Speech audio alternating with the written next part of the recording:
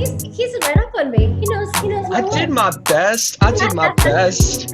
Got Asmeret, Ghebremichael on here today. Yes. So the reason I wanted to bring you on here is because I saw this article that you wrote in June for Broadway News. I'm tired of being the token black friend, and it was so crushing to read about, not surprising, obviously, that we live in a world that sort of like puts us into boxes and stereotypes. It's all the work we've been more aware of keenly in the past 2 months. Even when you were talking to your co-star Josh Gad, do you ever get exhausted of saying I'm tired?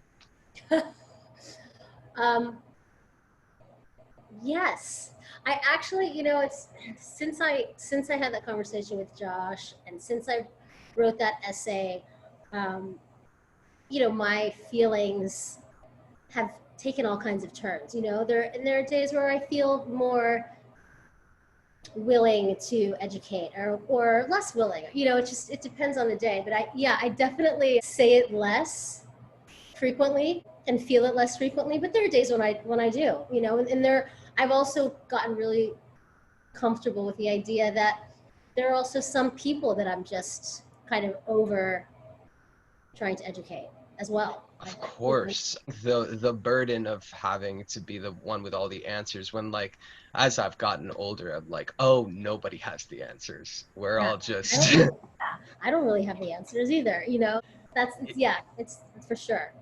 and everybody's so different, you know what I mean? For everybody who feels tired of playing the token black friend, as you talk about in your article, this younger friend of yours was like, well, I never experienced that. And you were like, well, it's probably because I did. And it's everybody has so many different experiences. And it's like, I'm just going to start from the get-go in this whole conversation and be like, we don't have to talk about this forever at all. I'm not digging here. I'm not there's a lot of digging that's going on right now. And, you did a lot of the share the mic stuff too. You know what I mean? There's a lot of that conversation that's going on. And Yeah. a lot of my friends that I've spoken to about it are like, this is really good. And even some of them, especially members of the BIPOC community, are like, well, this is kind of like, this feels like virtue signaling at times. You know what I mean? Yes. I think it's really tricky because everyone is, doing their part to listen and to advocate and to celebrate, voices that aren't given that space as frequently. And I think everyone's trying to figure it out. And so at times, for sure, it seems like virtue signaling. When I first heard the concept of it, even I was like, I don't know about that, and then I chose to do it with Sutton because she's a very good friend of mine. And when we were Sutton Foster, a casual actor. small time actor, um, but when we were working together on Sweet Charity, she and Emily Paget and I shared a dressing room, and we would have a lot of conversations about it because our three of us have such different backgrounds. And so I wanted to get Sutton included in the conversation. And so that was a nice way of doing it in a sort of low stakes way. Did you reach out to her? Did she reach out to you? I reached out to her. Oh, okay. As Sorry. long as like you guys are the ones who are like deciding like who you want to share the mic with. I was in a panel on a Zoom recently and somebody asked, how do I, as a white passing producer, reach out to somebody and talk about how I'm going to tell a BIPOC story? And something that the person said on that panel was like, well, I'm skeptical of anyone who for like just wants to tell BIPOC stories, especially at a time like this, you know? I've heard that a couple times. That question has come up. I don't know if it was the same conversation, but I think that conversation is happening in a lot of different circles, and that's just it. It's like there are plenty of BIPOC storytellers to do that. I respect white and non-black or white producers wanting to tell these stories. I do respect that. Yeah, you need From a to know when to walk place, you away. need to know, yeah, yeah. That's kind of why I'm just grateful to talk to you about a billion other things in the world. You made your like Broadway debut at 19 years old. I was 18. You were 18 years old, I was 18. Yeah, I was a freshman at NYU at the time. and Yeah. you weren't there for like a conservatory education, right? Oh, I studied communications. I have two beautiful immigrant parents from a country called Eritrea, and which used to be part of Ethiopia. Google it, like I said in my essay. Um, and they came here for education. So there was no way that I was gonna gonna just move to New York and start auditioning. My parents were like, no, you're getting a degree. You know, it was that very like something to fall back on mentality. And I did well in school. I went to NYU with a partial scholarship. I was a Martin Luther King Jr. scholar, where I was required to do 30 hours of community service a semester and maintain a 3.5 GPA. And then my second semester, I got my first Broadway show. That's crazy. And you have been, from what I understand from your writing, you have had been more of a dancer your whole life, or like where did musical theater come in to that? Like, yeah, I started dancing when I was 3. So it's funny, I, I always considered myself a triple threat just because I grew up singing. But I think I got in my head about it when I moved here and started auditioning because I was the least confident in the other two in singing and acting just because I had less training. I fell into that dancer principal cover track. Yeah, but what an incredible asset to have. I'm wondering like where did you find like ownership over your instrument growing up? I really don't feel like I did until very recently. Really? I think for so long, I would, I was on Broadway at 18, and so I was looking at these incredible talents and just trying to survive huge bouts of imposter syndrome. I was just like, I don't know what I'm doing. I in Footloose, I swung on the 9 female tracks in the show, including the 3 bomettes. And I remember going on for Rusty the first time and I was like, what am I doing here? This is insane. I have a paper to write and I don't know if I can sing this F or what, you know what I mean? I was just like, Hmm. cut to me playing Laurel in Dreamgirls and like, that's all I do now. But I would just get off stage and just like burst into tears. I was so overwhelmed. So it took me a long time to embrace my authentic voice, both as a singer and as a performer, as a human. Authenticity and uniqueness is what makes a successful performer, I think, in this business. I think it's really about that. Especially these days, it's as we're getting these more sort of contemporary alternative, whatever. I mean, I don't know. Yeah.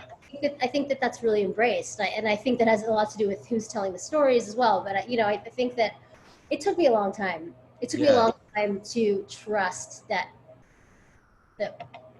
I was enough. I don't have the validation of having made my Broadway debut yet, and that's going to take like a super long time. In fact, the closest I've only come was for Mormon. Funny enough. Oh my gosh! Yeah. So that is just gonna be something that I understand. I mean, nowadays there's so many like huge vehicle things, right? And yeah, especially with like Hamilton and Yeah, how many doors that's opened up for people. I yeah. hear there's like 11 callbacks, 12 callbacks now for things. So I've only had like 2 or 3. So I expect like I'll be well into my 40s by the time.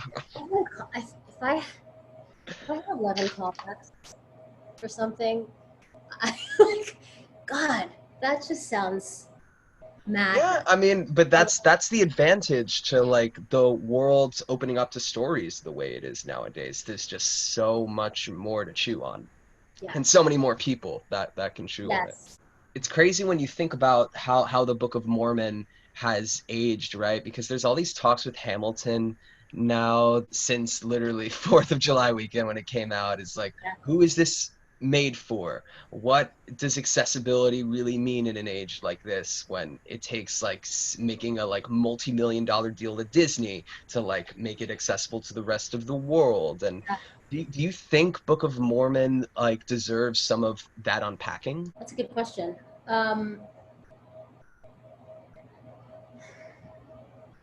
Perhaps, yeah. I mean, I've been in some conversations, some really interesting conversations, and I think it'll be really cool to see what unfolds as a result of this shutdown, and as of us as a theater community sort of rethinking and restructuring so many aspects of what we do, which I'm sure we'll talk about more. But yeah, I mean, I think I have so much respect for what the producers did with our show, because initially, I mean, the premium ticket thing is like bananas to me. But what they did do, what I think they got right is that, I mean, just like tickets, just accessibility to tickets, because we're in such a small theater, has kept the show running for almost 10 years. Absolutely. I saw it standing room. Yeah, That was the first time I saw it. and there's standing room, and yeah, I mean, as someone who gets royalties, I'm like, I think it's great. I don't think it needs any unpacking. But I think the streaming and making it accessible for people is going to be the way of the future, especially with where we are with this pandemic. And I don't think it takes away from people going to see the show.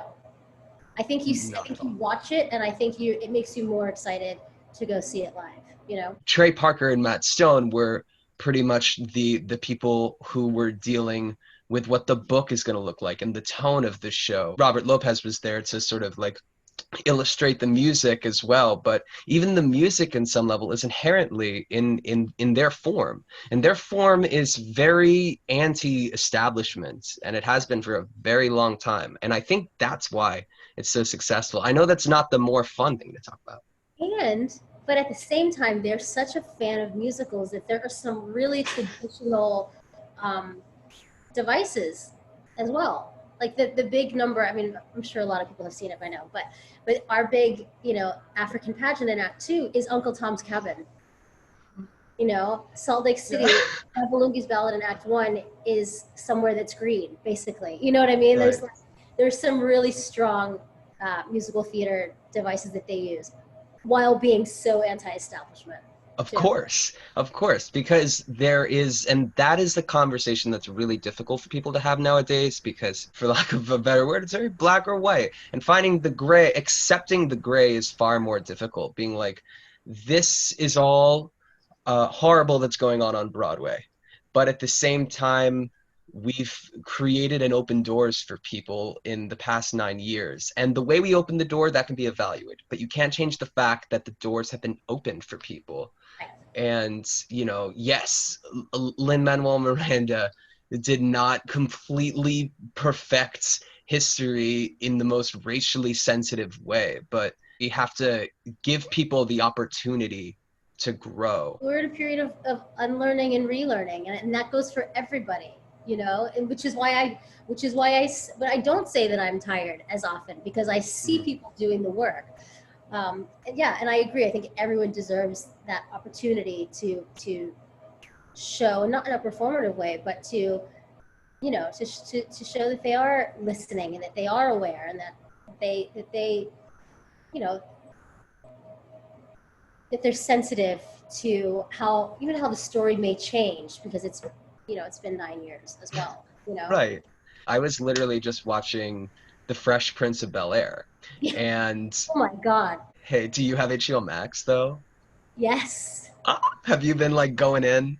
Yes. Because it was on Netflix for a while too. It was on Netflix? It got pulled. Yeah, probably got pulled now that it's on HBOMAX. But yeah, Right. it was on Netflix for a while. I've been dreaming of a world when I was a child. Like since I was watching Nick at Night at 10 years old, I was like, I want to see all of this. 2 is not enough. I need to see seasons. And like now that it's here, like I'm an adult, and it's like I need to carve out time to do it. But what I was saying about The Fresh Prince of Bel-Air is like such a like really resounding show about like wealth and privilege in the Black community its own little faults too. I literally just saw Carlton in jail when he's profiled, and he's like, well, I think this is retarded. And it's just like, wow, you're just gonna like really straight up say that, and like that wasn't even censored by NBC or anything like that. Like they didn't care. And like I'm not a PC person, but I was just surprised. Like that shows that like things, you know, need to grow, and like things age in certain ways. Yeah, even Sex in the City. I mean, I watch Sex in the City anytime it's on, even when it's on E and it's like poorly edited and they don't say half the like dirty words or whatever. And even, I mean, it's so dated when you look at it. I mean, the fashion, some of the fashion, even I'm like, what? Whoa. It gets better towards the end, but Okay. Patricia Field is incredible. But some of it, even some of the language that they use, you know, it's just like, this is not that long ago. And it feels like it was ages and ages ago. Even what we consider to be some of the greatest television is like The Sopranos and Breaking Bad. Those are like that's like generally in like magazines considered like the top two. And I'm like, those are all like white Italian dudes and like Yeah. white people from New Mexico. Like Yeah. it's not to say that those stories lack autonomy, but they do lack like a vision of some sort to like not see the world as it is. We'll look back at this 20 years. This is something Leslie Odom Jr. said about Hamilton. He's like, the people 20 years from now will make something wild, and those people were the ones critiquing Hamilton, and they'll be critiqued 20 years after that. And it's just wild to me. Have you seen like what television has like actually like amazed you in terms of like I can't believe I'm seeing this right now for the first time? Well, I just finished I May Destroy You. Have you watched that? My sister and I just finished it like last week. Huge Michaela Cole fan. I watched Chewing Gum when I was living in London. Really? Have you heard of her first series, Chewing Gum? I've heard of Chewing Gum. I haven't watched it yet. She's so smart and so funny. And this series, I had no idea what to expect. Even from the first episode, I was like, okay. And then the way that everything played out, and her, you know, just her being aware that she's sort of relies on social media, and then like kind of leaning into it, and then how that affects her, and then the situations with her friends. I just like, Just the different shades of like what a story looks like is it's completely turned over. And that's what I was talking about before. Like that is a holy gray series that shows both like the extreme on like the, we'll say, the leftmost side of like this is how we see like assault and the language around it, and then like there's also that reality that like this person isn't perfect, and there's other things about her character that, you know, she ends up working with her. I mean, spoiler alert, the fact that she ends up actually working on her book with that guy, it just it blew my mind. And honestly, the UK does have me going. I did want to talk about this because they seem to like not even know Zoom theater. They're just straight up opening parks right now and just putting on full on like musical concerts. And I'm curious like what your experience was in the UK when you worked there on Dreamgirls. oh, I loved it. I mean, London is like my second home. I first got to go and do Mormon there for a few months in Oh, 2016. okay. 2016, and we just did the show for like 4 months. So I spent about 6 months there in total, and I was so sad when I left. I just fell in love with it. I have really close friends there, and then I came back. I got to work with Sutton and do Sweet Charity, and then I was back there. Sweet Charity closed in January. I flew back very last minute on February 21st or something like that. Wow. Like 6 weeks later, I was on a plane with 2 weeks to rehearse to be put into Dreamgirls. Wow. That project, oh that God. project has been going on forever. Is that the one they've been trying to do for like years? Yeah. Wow. Here, doing the one here, because there was the tour that happened in 2009. Right. But then there was like one with Amber Riley that they That's were. one. That That's is it. yeah. I might go over there myself. My sister was supposed to be at the University of Cambridge right now doing her postdoctorate in like child development and neuroscience. She's a badass. It's like it's crazy. And instead she's living with me in our childhood home, and like obviously It's that very like childhood home vibes. I love yeah, it. that's the bar mitzvah cutout, like right there. There's nowhere else for it. So it's just So good. No, it belongs there. she basically is going to go over there, and I'm like, what is there for Americans to do? I mean, you already sort of knew the casting directors from America. It was sort of like an American co-production kind of thing, right? Yeah. I've worked with Casey Nicholaw Mhm. for off and on for well now 15 years, but I first met him doing Spamalot, and so Dreamgirls was my fourth show with him. Yeah. That's crazy. And we had a conversation like years and years ago at Rory O'Malley's wedding, actually. I Just fucking love that guy. casually, me too. He's the best. Casually, because he was starting to work on it, and he just sort of like in passing was like, oh, just sort of casting it with our friends, just sort of as as a joke. And he's like, "Can you be Laurel?" Da da da da da. And so I think he's just always seen me as Laurel. I also got to work with Sonia Friedman because Sonia Friedman is the lead producer in London, Right. who I love also. Yeah, so they knew me. So basically, the woman who was playing Laurel had health issues and had to pull out, fortunately. And so I got a phone call and was like packing up my life and going to get my visa and doing all that stuff in 10 days. It was just like, it was insane. It was insane. Honestly, I'm glad you went through that process then, because certainly it wouldn't be fucking possible now. She just got her visa like 2 weeks ago. She applied for it months ago. It's I have a work visa, so I can work anywhere now damn as a good for result of you. doing those two shows. Yeah, so which is how I got to do my TV show there, which got postponed. We're supposed to be filming right now. Oh, I'm so sorry. If it Yeah. makes you feel any better, that's the reason I'm doing this. It's the reason we're talking. I was supposed to be on tour with like a TYA show for like 5 months, and I was like leaving my apartment. I was like, wow, this is really what it's like to work as an actor. And now I'm back in my like bedroom. And it's Yeah. cool. It's cool. Like honestly, one thing that Ken Davenport even fucking said about you in that one interview is just like you're all about yes and. It's literally I honestly can't even believe you're like talking with me. We don't know each other. I could be anybody. I know you could be an axe murderer. Have you started seeing those like killer party like musical Yes. things on Zoom? Yes. Those look like fun. They do look like fun. They do. I have a lot of friends that have posted a lot of posts on Instagram about it. I know very little Would about you it. ever, for the right amount of money and artistic merit, do one of those things over Zoom?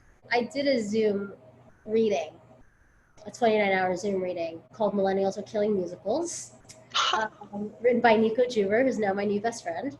Um, and I actually enjoyed it.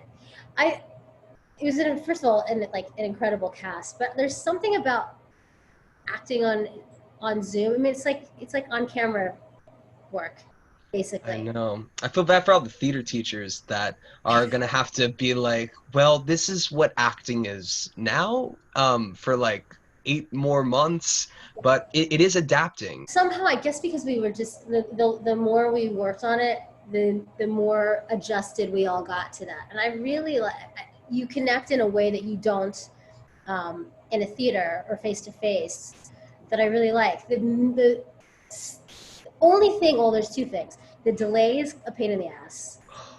And so we were doing a quick, a lot of the scenes were quick comedic scenes. And so you end up having to jump the person's line or what feels like anticipating it really, really early.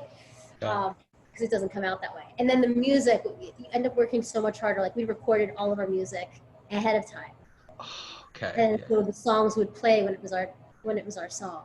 And you would just sort of like react. Fucking go for it. Oh my God. And it was great. I didn't have to sing the day of. So I was like, that's fine. The other thing I want to ask you about was you're like starting to venture into like producing and like being an artistic director, which is pretty baller. That's like probably new territory, just being on Broadway and like just being an actor. And I'm sort of going through the same thing with what I'm doing here and producing readings and all that. But talk about the Big Sky Summer Theater Festival. I would love to. I am friends with Erin Ortman, who is a director and happens to be from Montana. And she reached out to me with this opportunity to work with this theater, the Warren Miller Performing Arts Center, because they wanted to produce something this summer. They didn't want to let a year go by or however long go by without doing anything. And so they had this idea to do a mini festival. And so they wanted to do 3 plays and commission playwrights to write a piece for this festival. And Erin said,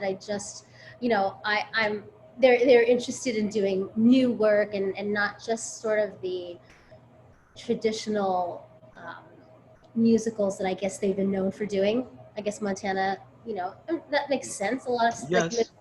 Midwest, states do that, and they were interested in sort of expanding and sort of also reflecting the change in the industry that's happening everywhere. And she said, I think you'd be a great person to sort of curate that. And so she came on as my associate because I was like, I don't know an artistic director does. I think as a result of writing that piece for Broadway News, she and I had gotten into conversations, and she's always been a proponent of me sort of stepping into these leadership roles. And I have to say, it felt really good, and it felt like a good fit. And I liked choosing the pieces. Erin and I worked together a lot on that.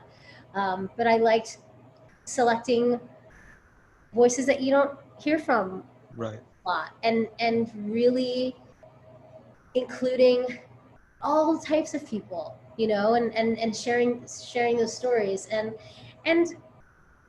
when would Montana have a Black female artistic director? I was like, this is, you know what I mean? Pretty badass. It was great. It went off really well. It was a very ambitious endeavor too. We had actors they were based in the theater in Big Sky, and then we had other actors in New York and California. They were everywhere, and they were projected onto the wall. Onto the wall in Montana? Yeah. So Oh my God. the actors were acting together. That's fucking crazy. It was bananas. A lot of what I've learned about programming, especially in the past 3 months, is that if you're confused about something or there's like a voice you haven't heard before, that's the voice that you're gonna want to align with. Yeah. Even if it feels dangerous, even if it makes you question what you think should be on a page. I read this play called Lavender Men by Roger Q. Mason, and I thought they sent it to me because they wanted to produce it with my podcast, but it was just like a welcome and be like, I'd love to come on, this is what my work looks like. And when I read this play, I was like, I've never seen anything like this. It's a gay fantasia about Abraham Lincoln and a drill sergeant, and it's narrated by like a biracial, genderqueer, non-conforming narrator who like plays Mary Todd Lincoln in it and like a billion other parts. I think it's still online. Like, it is one of the most joyful reads I've had. It was like the first play I read in like a very long time, because I was just like, what? It was outstanding. Really interesting. Ever since college, like, I've been really well educated in like queer theater, and ever since I felt like a kinship to like the smaller theater. So it's great to talk to people like you, but I also think it's great when people from Broadway get the opportunity to be an artistic director in like a very far away place, because it gives you the opportunity to just see what everything looks like. Yeah, it was great. It went really well. We had a Q&A with I had a conversation with the 3 playwrights afterward. It was a very insightful conversation. I just loved it. I would love to do more work like that. If you need an artistic director, look no further than Asmeret Ghebremichael. Right. Great, there it is. And let's just talk about your Forbes profile, because that's awesome. Talk about like getting interviewed by Forbes and that whole process. I mean, that was pretty dope. It all is so funny. It was not related to my Broadway news piece, but everything happened at the same time. And so it was great to have that to talk about, for sure. Also, it's just Forbes. Yeah. Yeah, they wanted to, they were just looking to highlight women, spotlight different women, and um, they approached me about doing it. So it was, I'm trying to think now because it was a combination. I worked at Gerald Brunner, who interviewed me. It was very cool. We simultaneously did the Forbes interview and her podcast. She has a podcast on the Broadway Podcast network? Broadway Podcast Network. Yeah. When Lightning Strikes is the name of it. Yeah. She's a fantastic woman. And it turns out like my best friend teaches her dance. It was like a very fortuitous, synchronistic moment. But yeah, my parents were so excited to see that. I couldn't believe that was happening, really. I mean, it was just easy conversation, and I was excited to just talk about my journey to getting here and talk about the state of our industry and the country right now, and share my little essay that could. We have actors and then we also have activists, and somehow the two are intersecting. Do you think there's like, where do you think the line is for when an artist becomes an advocate, and should they be separated, or should they converge? I didn't consider myself an activist or an advocate. It was when people were calling me that, friends, Right. and I was like, Yeah. I guess I am. All right. I like it. I'm going to keep doing that. I, I think because we're at a point in the state of the world and on a micro level in the industry where it is so important for us to speak up and speak out, that I do think that this convergence makes a lot of sense. I see people who do not engage. I see people who still do not, and that is their choice. That is their privilege. Yeah. Sometimes, and I think some people don't feel comfortable, and maybe choose to advocate in some other way or not. But that's a good question. I know it's hard, and it's not necessarily something that like you have to know the answer to.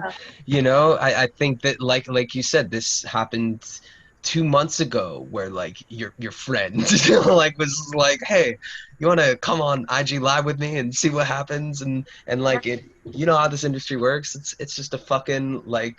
Yeah, I mean, it just that was really, that conversation with Josh was the beginning of all of it, truly.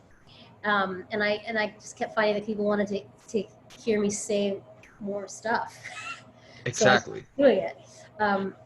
I think there's space for both. I don't think it necessarily has to be that way. I do think for me it is. I think the two are now linked. For better or for worse, man. I mean, I'll like criticize myself there too, because what's unfair about that question is what you said in your Forbes article, that like white people have the privilege of choosing how they can act up in a time like this. Like, yeah, you could be fragile for a while, and like that's cool.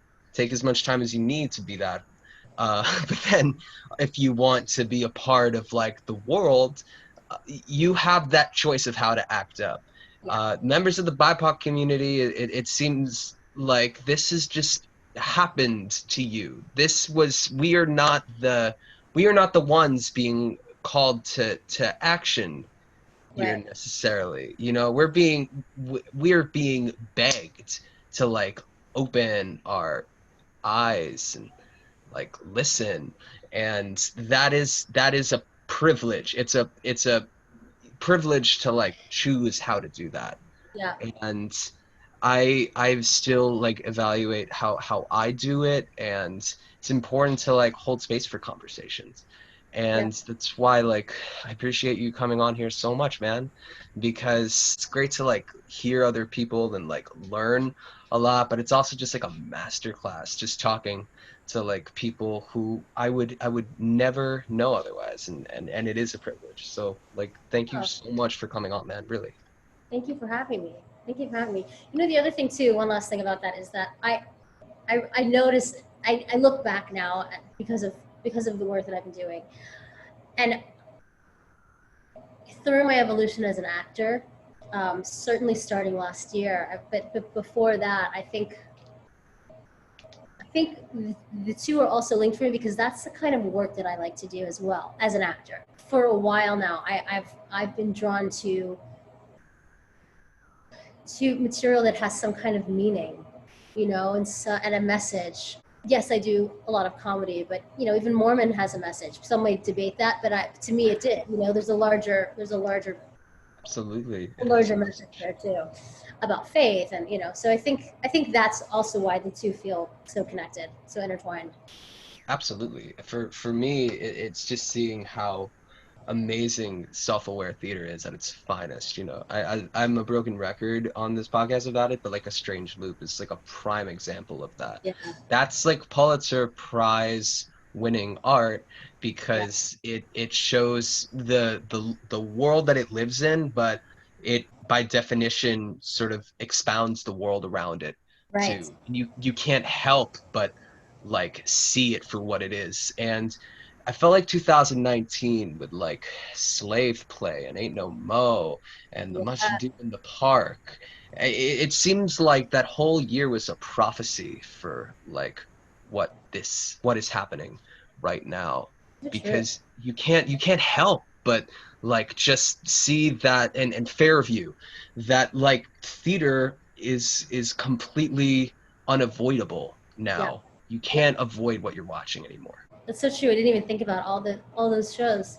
It's Coming crazy, up. right? Yeah, Did you see any of those? I saw What's Slave Play. I saw Ain't No Mo. I saw Ain't No Mo twice. Sony gave me her seat. Sony Freeman gave me her seat for a full night, but I had been once before. Yeah, it was like third row or something. It was insane. damn.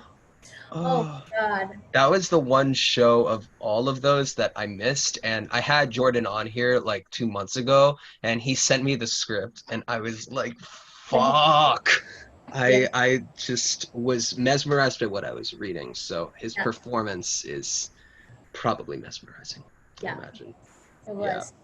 And seeing like Jeremy O'Harris's coronavirus mixtapes makes everything okay. Have you been seeing any of those? No. Oh my God. On Instagram, every day, sometimes multiple times a day, he's been collecting like TikToks and memes and shit like that. And it's all curated by him. And it's like highbrow art. It's like highbrow memery. It's like wild. That's amazing. I'll have to check it out. Yeah. Well, we're gonna make your meme. We're gonna put your memes on our page too, for sure. Don't you worry about that. This has been an incredible conversation. Thank you so much for coming on. This was great. Thank you.